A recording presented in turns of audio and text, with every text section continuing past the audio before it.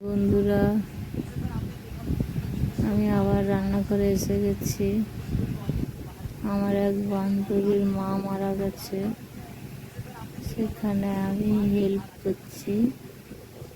5 KG আটা, লুচি, 5 KG ময়দার লুচি, 8 KG আলু তরকারি করে দিতে হবে।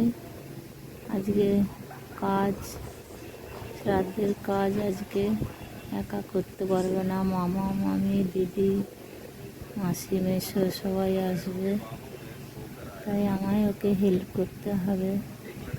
দেখো বন্ধুরা, আমি ভোর 5টায় উঠে রাত 5টা থেকে 8টা 3 ঘন্টা লেগেছে আমার এই তরকারি আলু কাটা,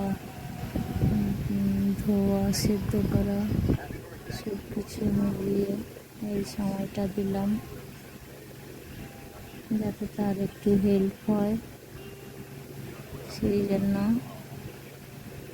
বন্ধুর মা খুব ভালো ছিল, তাই ভাবলাম যে ঠিক আছে এই কাজটা করি। মাসিমা খুব ভালো ছিলেন।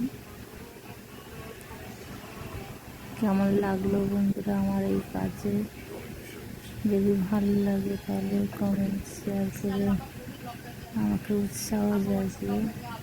শুধু এই নয়, আমি অনেক গরিব বাচ্চাদের, বয়স্ক লোকেদেরও খাবার দাবার দিয়ে থাকি।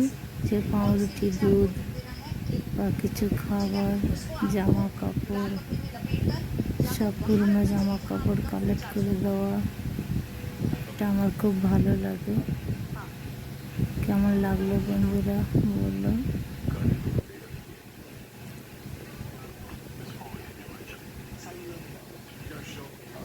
আমার যদি পয়সা থাকতো আমি অনেক কিছু করতে পারতাম, কিন্তু ভগবান ওইটা আমায় কম দিয়েছে, তাই কিছু করতে পারি না। অনেক কিছু করার ইচ্ছে আছে, ভগবান যদি দিন দেয় দেখাবো।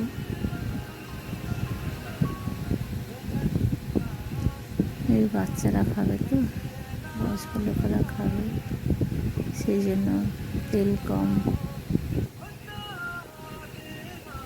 হলুদ ছাড়া সেদ্ধ তরকারিটা করতে হবে। তাই খুব আনন্দ পেয়েছে আমার বান্ধবী, আমার কাজে তুমি লেগেছে, আমাকে হেল্প করছো। থ্যাংক ইউ বন্ধুরা।